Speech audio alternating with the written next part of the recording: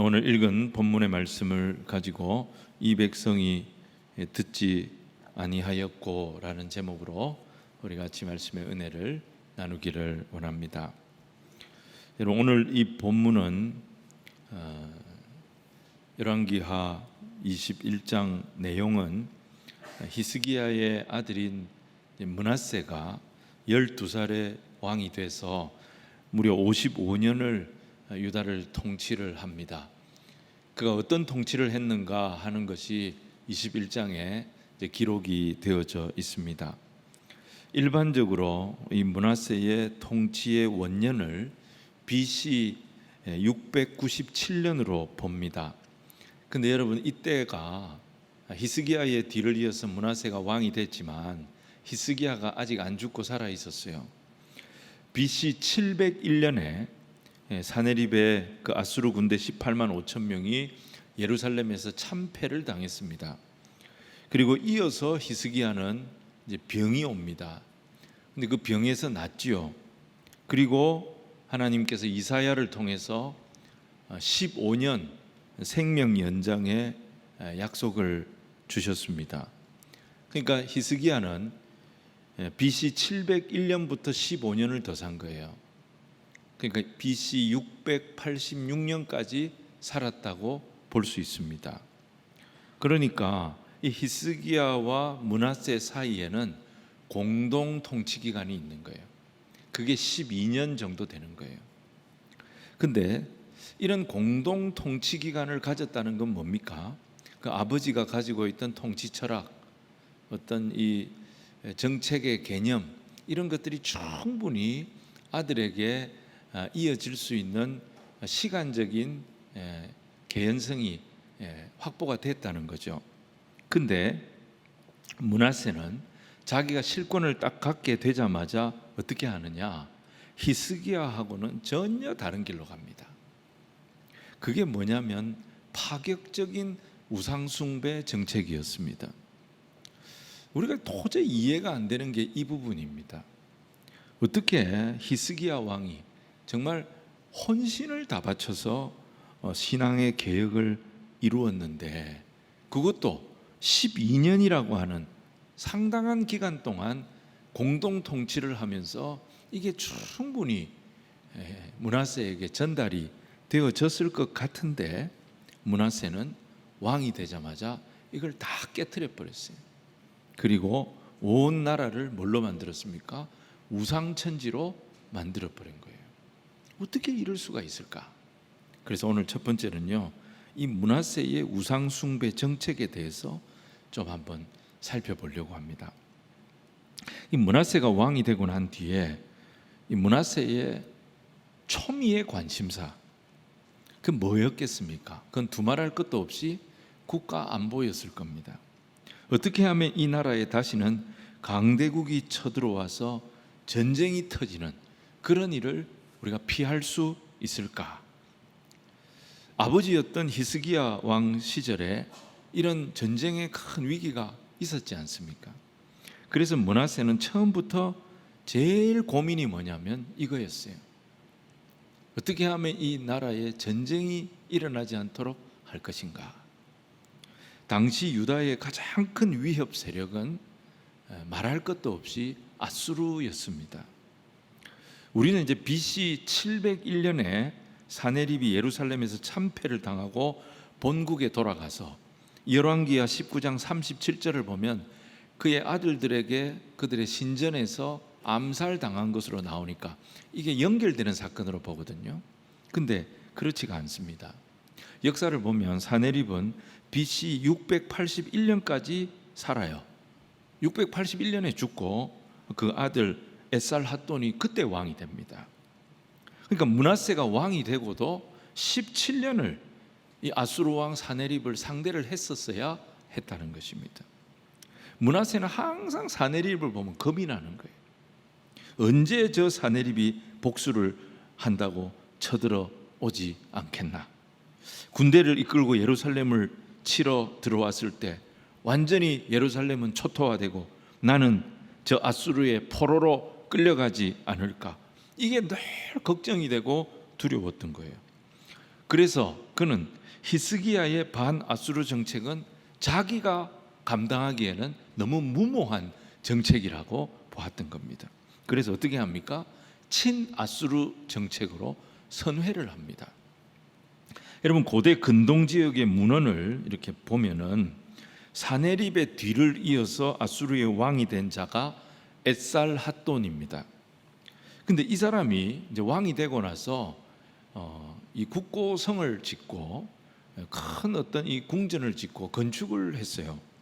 근데 그 건축의 자재를 제공했던 속국의 왕들의 명단이 기록된 문서가 발견이 됐는데, 그 명단에 누가 있느냐? 므낫세가 있어요. 그리고 그 다음 아수르 왕이 누구였냐면 아슈르바니팔이라고 하는 왕입니다. 근데 이 왕은 애굽을 공격을 했습니다.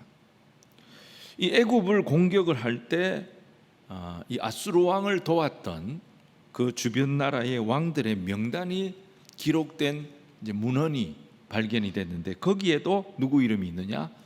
므낫세의 이름이 나와요. 그러니까 므낫세는 아수르 왕의 말을 잘 들어야 되겠다. 아수르 왕의 말을 잘 듣는 것이 이 유대 나라가 사는 길이다. 이런 판단을 하고 이런 정책을 펼쳤던 왕이 누구냐면 히스기야의 아버지였고, 자기한테는 할아버지가 되는 아하스 왕이 그렇게 했던 거예요. 그가 우상을 엄청나게 섬겼거든요, 므낫세가. 근데 그걸 잘 살펴보면 열왕기하 16장에 이 아하스가 어떻게 통치했는가 비교를 해서 보면은 여호와의 성전에다가 우상의 제단을 만들고, 이거 아하스가 했던 거예요. 자기 아들을 불 가운데로 지나가, 이거 아하스가 했던 거예요. 산당 제사를 온 백성들에게 권장하고, 할아버지 아하스 왕이 했던 짓을 그대로 따라하는 것을 보게 됩니다. 또 한 가지가 뭐냐면 유다 백성들의 반응이에요. 오늘 읽은 본문 9절을 보시면 유다 백성들이 므낫세의 꾀임에 빠져가지고 우상 숭배하게 되고 악을 행한 것으로 이렇게 이제 기록이 되어 있는데, 여러분 한번 생각해 보십시오. 만약에 그렇다면 유다 백성들은 전혀 우상 숭배할 마음이 없는데, 유다 백성들은 전혀 그렇게 살고 싶은 생각을 안 했는데, 므낫세가 백성들을 아주 적극적으로 막 속이고 강요하고 그렇게 해가지고 우상 숭배에 빠지게 했다, 그런 말일까요? 이사야서를 보면 그 시대가 어떤 시대냐? 유다 백성들이 히스기야 왕이 막 신앙 개혁을 일으킬 때 유다의 지도자들, 유다의 백성들 다 적극적으로 지지하지 않았어요. 한 발짝 딱 떼고 이렇게 봤어요. 오히려 히스기야가 그렇게 통치하는 것을 굉장히 불편해했습니다. 근데 왕이니까요. 왕이 막 이렇게 신앙으로 개혁하려고 막 나가니까 마지 못해서 이제 따라갔던 거죠. 우리는 성경을 이제 읽지 않습니까? 그리고 이제 성경을 선지자들의 이 관점으로 히스기야의 통치가 기록이 되어져 있으니까 히스기야가 잘했다. 유대 나라 이렇게 통치해야지. 그걸 우리가 인정하고 받아들이면서 성경을 읽지만, 당시의 유다 백성들은 생각이 달랐습니다. 이런 식으로 아수르를 자꾸 자극을 하고 뭘 하는가 봤더니 대책 없이 기도만 하고 있고, 너무 불안하다는 거예요. 왕이 이런 식으로 통치를 하는 것이 이게 굉장히 불안했던 거예요, 유대인들에게. 므낫세가 왕이 되고 나서 이런 백성들의 마음을 딱 읽은 겁니다. 그리고 결정적으로 이 히스기야와 같은 믿음이 므낫세한테는 없었어요. 그래서 이 므낫세는 머리를 굴립니다. 머리를 굴렸어요. 백성들이 뭘 좋아할까? 백성들이 산당 제사를 못하게 하니까 이거 굉장히 불편해한다. 그래서 산당 제사를 다시 할 수 있도록 다 허용을 해줍니다. 강대국 아수르가 어떻게 하면 좋아할까? 성전을 자기 할아버지가 했던 것처럼 아수르 스타일로 완전히 변형을 시켜버립니다. 이런 파격적이고 개방적이고 굉장히 진보적인 정치를 합니다. 그래서 므낫세는 오늘날로 말하면 일종의 포퓰리즘 정치를 한 거예요. 인기 정책을 한 거예요. 선지자의 눈으로 보면 므낫세는 하나님 앞에 우상을 섬기고 가증한 짓을 행한 악한 왕이지만, 당시의 백성들의 눈에는 므낫세야말로 시대를 앞서가는 왕이고, 므낫세야말로 유연한 왕이고, 므낫세야말로 현실 감각이 있는 왕이고, 므낫세처럼 해야지 이 사람이 지혜로운 왕이다, 박수를 보냈어요. 그러니까 55년을 통치를 한 거예요. 므낫세가 거기서 힘을 받아가지고 얼마나 과감한 우상 숭배 정책을 썼는지 성경이 뭐라 그랬어요? 그 정도가 북이스라엘보다 남유다가 훨씬 심했어요. 우상 숭배가 말이 됩니까? 이스라엘 백성들이 자기들이 사는 가나안 땅에서 쫓아냈던 가나안의 원주민들보다 더 심했다. 더 심했다. 여러분, 사실 북이스라엘은요, 바알과 아세라와 같은 그런 우상을 섬기기보다는 원래 금송아지를 섬겼습니다. 여로보암이 금송아지 그 제단을 단과 베델에 만들었잖아요. 여러분, 금송아지 신앙이라고 하는 것은 쉽게 설명하면 애굽 방식, 그들이 종살이했던 애굽 방식으로 우리가 하나님을 믿겠다는 겁니다. 하나님을 우리가 예배하겠다는 거예요. 하나님을 예배하는데 굳이 성전에 가야 합니까? 하나님을 예배하는데 굳이 율법에 우리가 매여야 합니까? 하나님을 예배하는데 꼭 제사장이 있어야 됩니까? 우리가 원하는 방식으로 춤추고 울고 불고 자유롭게 우리 방식으로 우리가 하고 싶은 대로 그렇게 믿으면 안 됩니까? 이게 금송아지 신앙이에요. 근데 이런 북이스라엘을 완전히 우상을 섬기는 나라로 바꿔버린 임금이 아합 왕이었습니다. 근데 히스기야의 아들이, 히스기야가 어떤 사람입니까? 제2의 다윗이라고 불렸던 사람이잖아요. 그 히스기야의 아들 므낫세가 다윗의 길을 따라가는 것이 아니고 아합의 길을 따라가겠다고 선택을 한 거예요. 자, 2절 3절 말씀을 우리 같이 한번 읽어보겠습니다. 시작. 므낫세가 여호와 보시기에 악을 행하여 여호와께서 이스라엘 자손 앞에서 쫓아내신 이방 사람의 가증한 일을 따라서 그의 아버지 히스기야가 헐어버린 산당들을 다시 세우며 이스라엘의 왕 아합의 행위를 따라 바알을 위하여 제단을 쌓으며 아세라 목상을 만들고 하늘의 1월 성신을 경배하며 섬기며 그랬습니다. 여러분, 산당을 풀어줬어요. 딱 규제를 했는데 히스기야가 이게 다 헐어버리고 그랬거든요. 그런데 이거 다시 살립니다. 이거는 백성들을 위한 인기 정치한 거예요. 1월 성신을 섬기죠. 이건 아수르 종교를 모방한 거예요. 4절 이후의 말씀 계속 보면 이 므낫세가 성전뜰에 우상 숭배하는 제단 세우는데 요거 누가 따라한 거예요? 할아버지 아하스가 아수르 비유 맞추려고 했던 짓을 그대로 따라하고 있어요. 점치는 거, 사술, 박수를 신임하는 거 애굽 방식이에요. 그리고 가나안 사람들이 하던 짓이에요. 그걸 그대로 한 거예요. 자식을 불 가운데로 통과시키는지는 그모스 신 섬기고 몰렉 신 섬기는 모압과 암몬 사람들이 하던 짓인데 이걸 아하스가 했고 그걸 그대로 지금 따라하고 있어요. 그러니까 므낫세는 유다를 안전하게 할 수 있다면, 유다를 부유한 나라로 만들 수만 있다면 나는 수단 방법을 가리지 않습니다. 그러니까 백성들이 박수를 보낸 거예요. 모든 나라의 우상들 다 끌어들여서라도 유대 나라를 안전한 나라로 만들고 유대 나라를 부유한 나라로 만들 수 있다면 내가 할 수 있는 짓은 무슨 짓이든지 하겠습니다. 이게 인기 정치예요. 그래서 유다가 조금 살만하게 됐는지는 모르겠어요. 하지만 므낫세 때 유다는 가장 중요한 걸 잃어버립니다. 그게 뭐냐? 만복의 근원이신 하나님을 잃어버린 거예요. 유다 백성들과 므낫세 왕은 이 세상에서 행복하게 살고 싶었어요. 전쟁도 없고 가난도 없고 좀 걱정도 없는 그런 나라. 그게 무슨 죄입니까? 그게 무슨 문제입니까? 근데 이 행복의 개념이 달랐던 거예요. 유다 백성들과 므낫세는 세상의 복을 다 끌어모으면 자기들이 행복해질 수 있을 거라고 생각한 거예요. 근데 하나님은 뭐라고 하시느냐? 진짜 행복은 하나님과의 바른 관계에서 만들어진다는 거예요. 그래서 하나님과의 바른 관계에서 이루어지는 복을 주시기를 원하셨던 거예요. 근데 유다 백성들이 여기에 만족을 못한 거예요.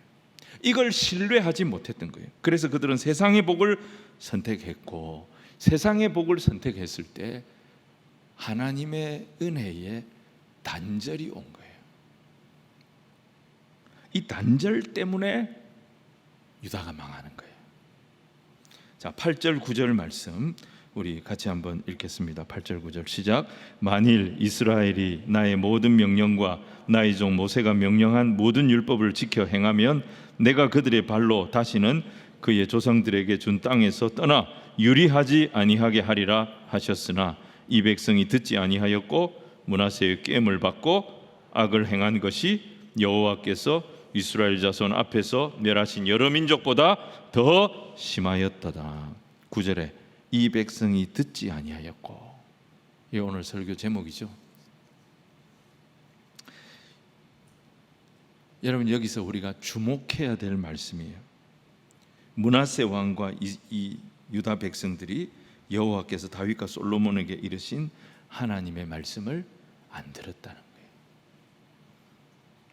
여러분, 우리 기독 신앙에서 가장 중요한 게 듣는 겁니다. 하나님의 말씀을 듣는다. 또 하나님의 말씀이 들린다. 여러분, 이게 우리 기독 신앙에서 가장 중요한 겁니다. 우린 듣는 신앙입니다. 쉐마, 들으라. 여러분, 이 단어가요, 신명기의 언약 신학을 설명하는 아주 특별한 단어입니다. 듣는다는 것은 말씀하시는 하나님, 그 말씀으로 천지를 만드시고 무에서 유를 일으키시고 생명의 근원이 되시는 하나님을 나의 하나님으로 인정하는 가장 구체적인 태도, 가장 구체적인 자세가 듣는 거예요. 우리는 들음으로 알게 되고 그것을 익혀서 그대로 행하는 자리까지 나가야 하는 거예요.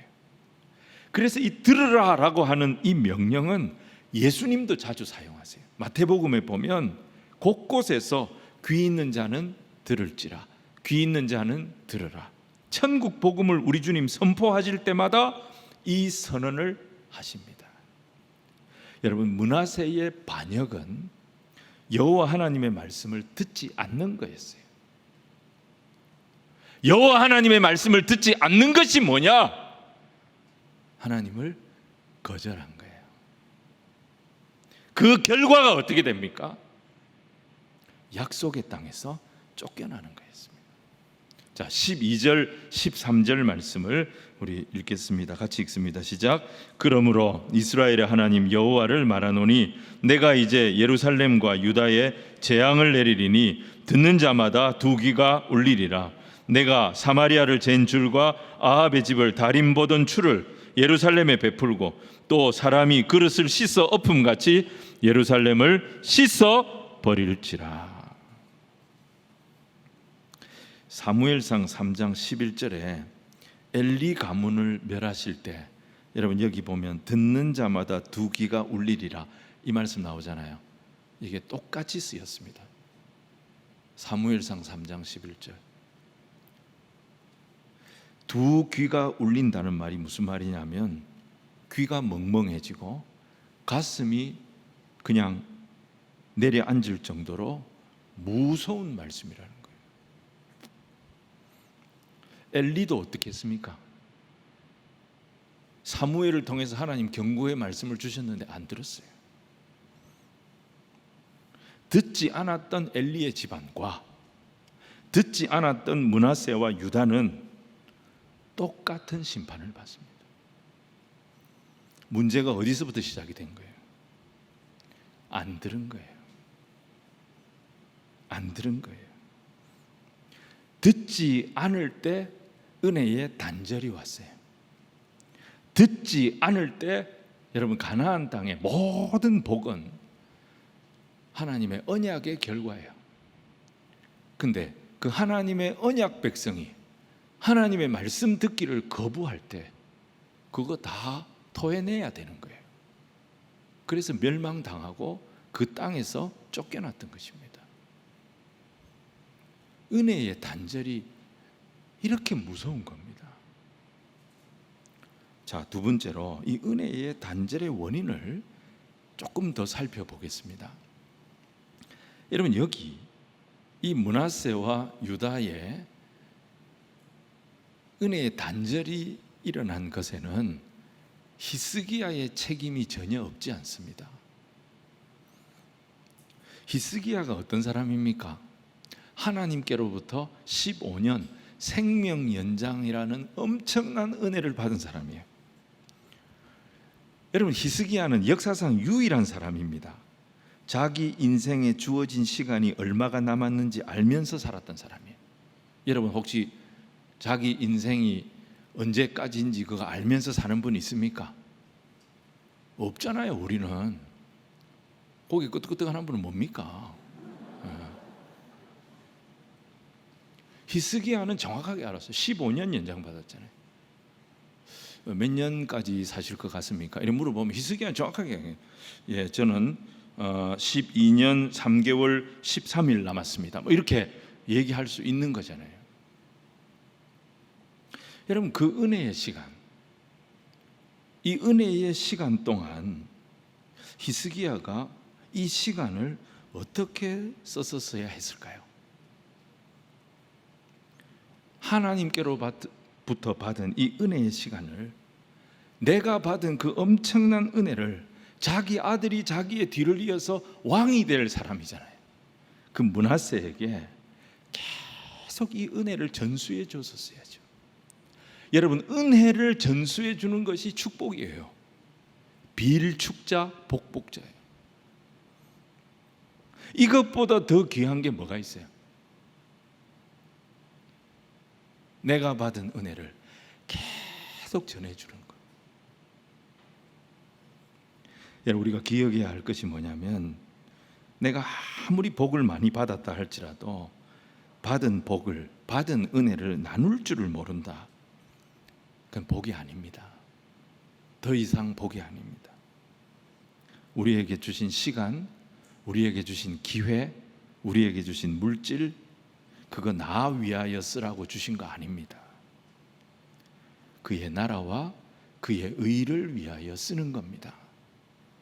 여러분, 우리가 그렇게 순종하면요, 하나님이 다 살아나게 하십니다. 선교 가시는 분들 얘기 들어보면 자기 시간 써서 가잖아요. 자기 물질 써서 가잖아요.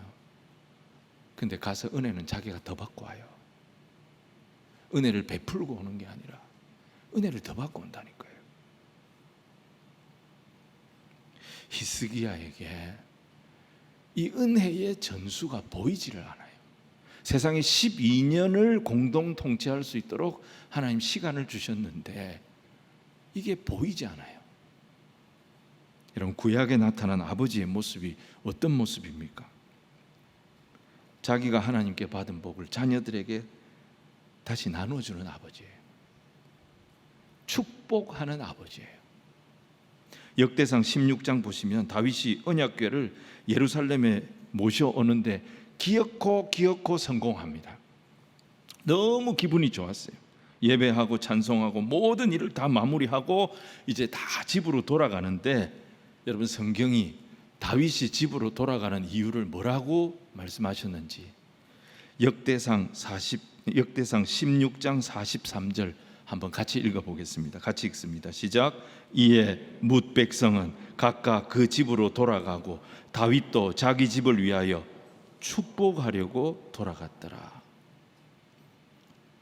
여러분, 우리 가장들이 퇴근하는 이유가 뭐냐? 퇴근하는 목적이 뭐냐? 피곤해서 쉬려고, 취미생활하고 친구 만나려고. 여러분, 그것보다 더 중요한 게 뭐냐면 우리 크리스찬 가장들은요, 자기 가족들 축복하려고 퇴근하는 거예요. 출근보다 퇴근이 더 큰 사명이 있어요.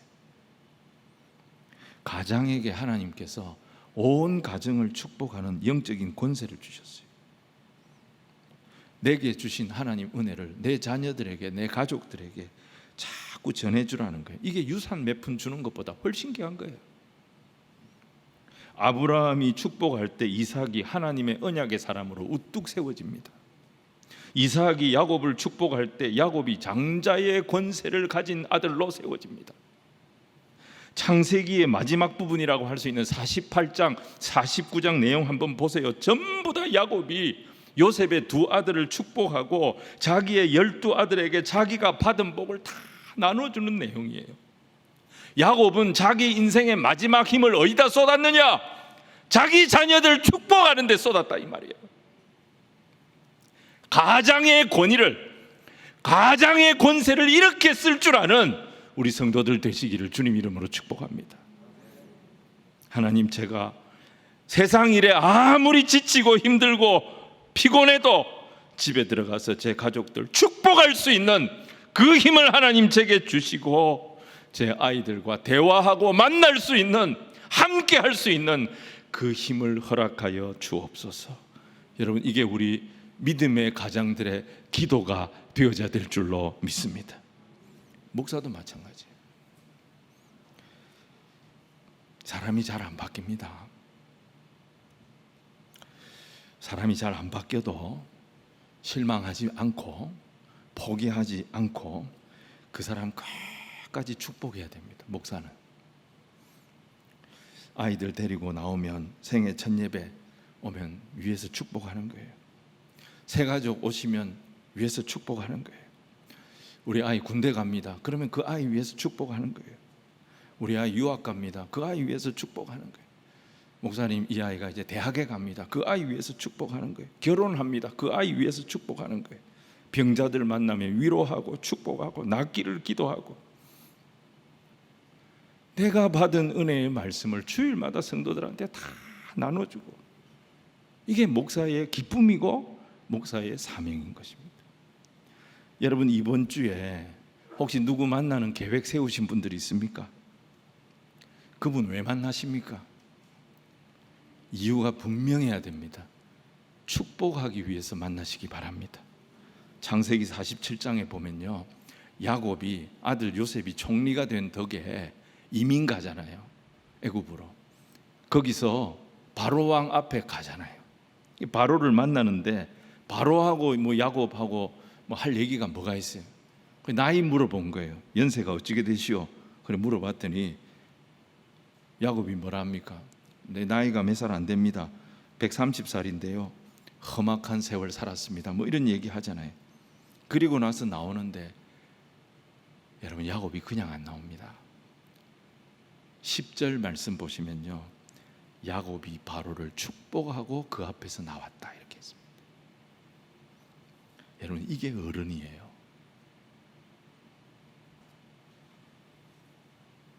야곱은 평생 속이고 평생 넘은 것 빼앗고 그렇게 살았던 사람이에요. 근데 그가 야복 나루에서 하나님 제대로 경험하고 난 뒤에는 축복의 사람으로 바뀝니다. 여러분, 우리 인생이 그런 겁니다. 내가 머리 쓴다고 되는 게 아니에요. 은혜 안에 살아간다는 게 무슨 말입니까? 내가 하나님의 축복의 통로가 되는 거예요. 가장에게 가족을 축복하는 권세가 있듯이 성도에게는 함께 믿음 생활하는 동료들을 축복할 권세가 있는 거예요. 그리고 교회는 이 세상을 축복해야 될 사명이 있는 거예요. 하나님이 주신 은혜를 가지고 축복의 통로가 되어져서 다음 세대를 축복하고 우리의 이웃들을 축복하고 울산 사람들을 축복하고 대한민국을 축복하고 열방을 축복하고 여러분 만나는 모든 사람들을 주의 이름으로 축복하는 은혜의 통로들이 다 되시기를 주님 이름으로 축원을 드립니다. 은혜의 단절이 일어난 또 하나의 이유가 뭐냐면요, 므낫세에게 신앙의 멘토가 없었어요. 16절 말씀 우리 같이 한번 읽겠습니다. 16절 같이 읽읍시다. 시작. 므낫세가 유다에게 범죄하게 하여 여호와께서 보시기에 악을 행한 것 외에도 또 무죄한 자의 피를 심히 많이 흘려 예루살렘 이 끝에서 저 끝까지 가득하게 하였더라. 므낫세가 무자비한 학살을 했습니다. 자기 말 안 들으면 그냥 무참하게 사람들을 죽여버렸어요. 그래서 그 피가 예루살렘 이쪽 끝에서 저쪽 끝까지 흥건했다는 거예요. 유대 전승에 의하면, 전설이죠, 이사야 선지가 언제 어떻게 죽었느냐, 므낫세 때 죽었어요. 므낫세에 의해서 죽임당했어요. 어떻게 죽었느냐, 톱으로 켜서 죽였어요.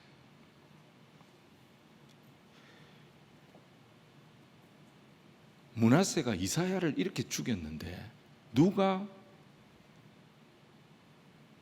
므낫세의 영적인 멘토를 하려고 했겠습니까? 스승이 될 만한 자를 다 죽여버린 거예요. 물론 선생이 있다고 다 잘 되는 건 아닙니다. 말을 물가로 데려갈 수는 있어도 물을 마시게 할 수는 없다, 그런 말도 있죠. 근데 제가 이렇게 보니까요, 진짜 좋은 조련사는 말을 그냥 물가로 데려가는 게 아니더라고요. 말을 물가로 데려가면서 완전히 이 말을 갖다가 목마르도록 만들어 가지고 데려가는 거예요. 그러니까 목이 마르니까 데려만 가면 지가 알아서 물을 마시는 거예요. 그래서 제가 알았어요. 좋은 선생은 어떤 선생이냐, 목마르게 만드는 능력을 가진 선생이 좋은 선생이에요. 여러분, 이사야는 히스기야의 스승이었어요. 근데 히스기야를 편하게 해준 적이 없어요. 그는 히스기야를 만나면 무슨 얘기했어요? 너 죽는다, 이런 얘기했어요. 히스기야를 만나면 무슨 얘기예요? 바벨론의 사신들 왔던데 무슨 소리 했냐? 그걸 자랑이라고 했냐? 그 자랑한 것 때문에 유대 나라 다 망할 거고 당신 후손들은 환관으로 바벨론에 끌려갈 거다. 항상 이사야는 히스기야 만나면 이런 불편한 얘기를 했어요. 그래서 히스기야는 이사야 앞에 서면 사람이 겸손해질 수밖에 없었고 하나님 앞에 엎드릴 수밖에 없도록 만들었던 거예요. 여러분, 근데 이게 히스기야의 복이 됐잖아요. 목마름이 복이라니까요. 예배에 목마르고 기도에 목마르고 내 영혼이 하나님을 향한 갈급함이 있을 때 하나님의 말씀이 들리게 돼 있고, 내 영혼이 하나님을 향한 갈급함이 있을 때 부르짖는 기도가 나오는 것입니다. 목마른 자가 복이 있는 거예요. 여러분, 예배 진짜 잘 드리고 나면 우리에게서 어떤 현상이 일어나야 될까요? 정말 좋은 말씀을 듣고 나면 우리에게 어떤 일이 벌어져야 할까요? 하나님에 대한 목마름이 생기도록 만드는 예배, 하나님에 대한 목마름이 생기도록 만드는 말씀, 하나님이 어떤 분이시길래 나 같은 자에게 이런 기쁨을 주시고 나 같은 자에게 이런 감격을 주시고, 예수님이 어떤 분이시길래 나를 위하여 십자가를 지시고, 하나님이 더 알고 싶고 예수님이 더 알고 싶고, 이게 예배 제대로 드린 사람의 반응이에요. 목마름이 생기는 거예요. 좋은 그리스도인은 세상에서 어떤 질문을 받게 될까요? 어떤 질문을 받으면 내가 세상에서 그래도 부끄럽지 않게 믿음 생활하는 사람이구나, 그렇게 내가 스스로 생각해도 될 수 있겠냐는 거예요. 어떤 질문? 베드로전서 3장 15절 우리 같이 한번 읽어보겠습니다. 시작. 너희 마음에 그리스도를 주로 삼아 거룩하게 하고 너희 속에 있는 소망에 관한 이유를 묻는 자에게는 대답할 것을 항상 준비하되 온유와 두려움으로 하고 그랬습니다. 아니 이런 환경에서, 아니 이런 형편에서, 아니 이런 상황에서 당신에게 있는 그 소망은 과연 어디서 나온 소망입니까? 세상에서 이런 질문을 받는 사람이 좋은 크리스천이에요. 실제로 세상은 목말라 있어요. 시대가 악할수록 더 갈급해 있고요, 어려우면 어려울수록 영혼에 대한 갈망이 더 생깁니다. 좋은 선생은 이런 때에 바른 목마름을 주는 사람입니다. 여러분, 좋은 선생님 만나면 하기 싫었던 공부가 막 하고 싶어진다 그러잖아요. 좋은 선생님 만나면 읽기 싫었던 책이 막 읽고 싶어진다고 하잖아요. 마찬가지입니다. 좋은 교회를 만나면 말씀이 더 듣고 싶고, 성경이 더 알고 싶고, 기도를 더 하고 싶고, 나도 나가서 복음을 전하고 싶고, 나를 위해서 사는 것이 아니고, 내가 가진 것이 없지만, 내가 자랑할 것도 없고 내세울 것도 없지만 나를 위하여 사는 것이 아니고 그의 나라와 그의 의를 위하여 살기를 원하는 그런 영적인 목마름이 생기는 교회, 여러분, 그 교회가 우리 교회가 되기를 주님 이름으로 축복합니다. 유다 백성들하고 므낫세에게 이런 목마름이 생기도록 인도할 멘토가 없었어요. 그러니까 이 사람들이 하나님 말씀을 들어도 귓등으로 듣는 거예요. 오늘 21장 여러분 다시 읽어보시면요, 계속 반복되는 말씀이 있어요. 그게 여호와께서 이르시기를, 여호와께서 이르시기를, 이르시기를. 아무리 하나님의 말씀이 주어져도 유다 백성들과 므낫세는 듣지 않았어요.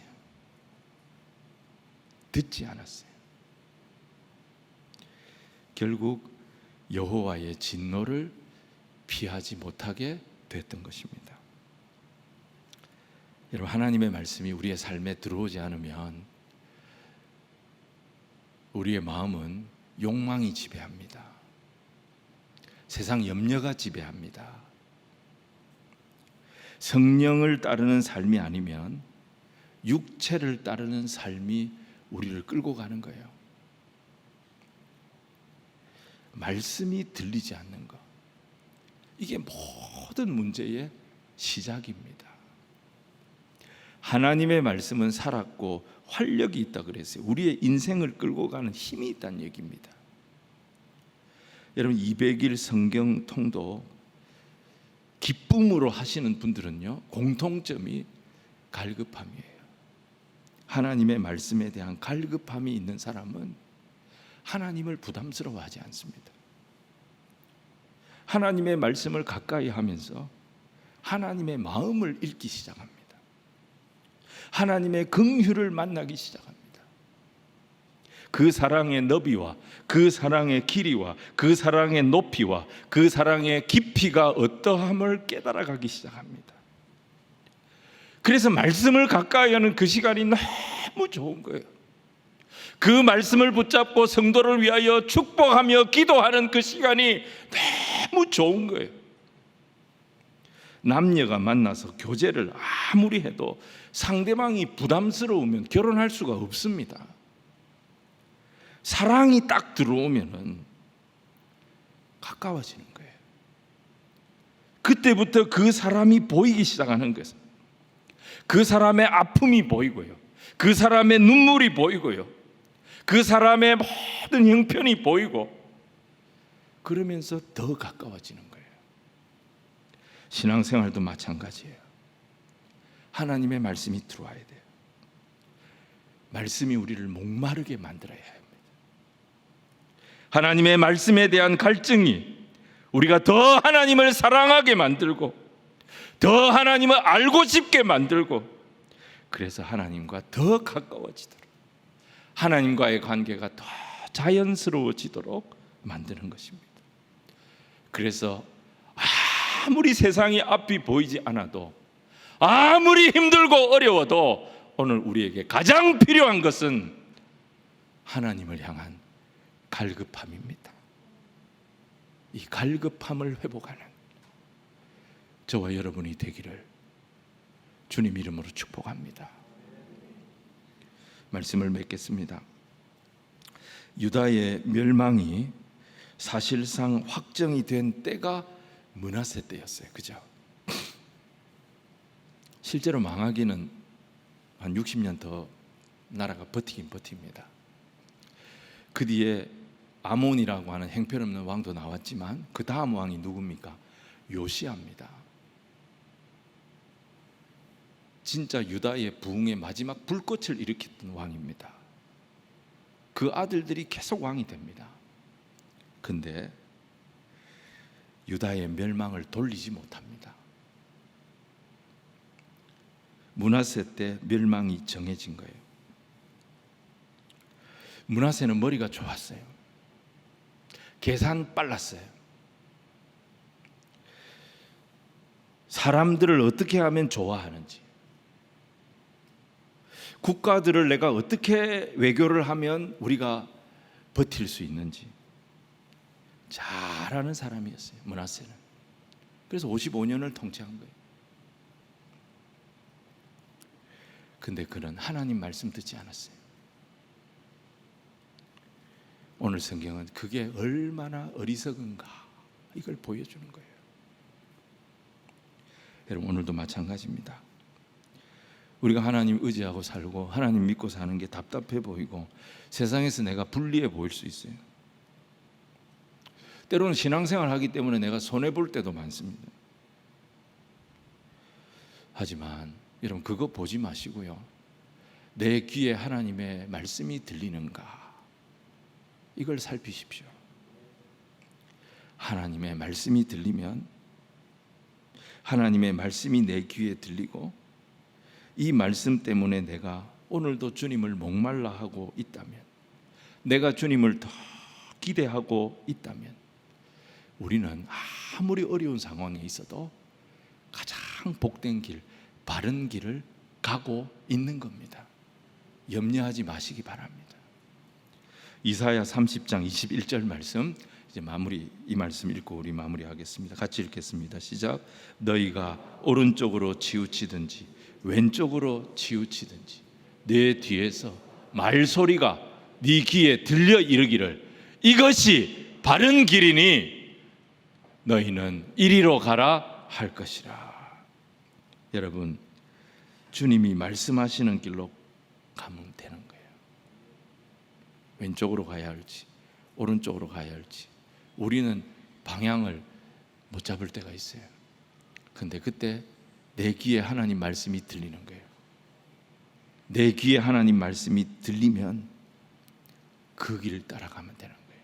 그게 믿음의 길, 축복의 길, 이 길을 끝까지 갈 수 있는 우리 성도님들 다 되시기를 주님 이름으로 축원을 드립니다.